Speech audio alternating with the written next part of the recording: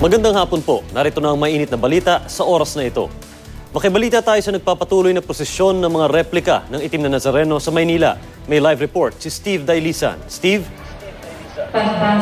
Mark, mukhang mapapaaga itong pagtatapos ng prosesyon ng mga replika ng itim na Nazareno kasi sa puntong ito, Mark, ay nakita na natin yung ilan sa mga replika na mga nauna dun sa hanay ng prosesyon ay nakapasok na mulit, nakabalik na dito sa Plaza Miranda. Yung iba naman ay nandito sa may bahagi ng Globo de Oro. Naging mabilis yung takbo ng prosesyon, Mark, dahil mas maikli yung ruta na tinahak nila sa ngayon. Kaya yung marami sa mga deboto ay naiiwan na nagtitipon-tipon ngayon dito sa harap ng simbahan ng Quiapo dahil sa kasalukuyan naman ay nagsisimula ang misa sa loob ng simbahan. Yung ilan sa mga replika, Mark, yung iba ay nag-uuwian na, pero marami pa rin dun sa mga replika ang nakapwesto ngayon sa bahagi nitong Quezon Boulevard, kaya sarado pa rin ito sa daloy ng trapiko. Festive ang mood dito, Mark, dahil yung ilan sa mga replika ay may kasabay pa ng mga banda at yung ibang mga pumapasan ay sinasabayan pa nila ng sayaw. Bahagi raw ito nung kanilang pagsasaya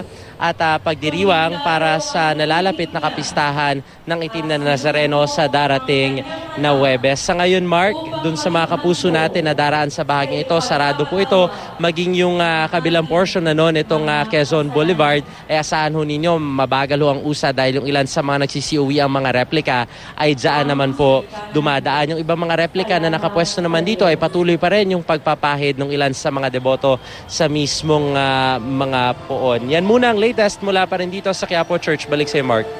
Maraming salamat, Steve Dailisan.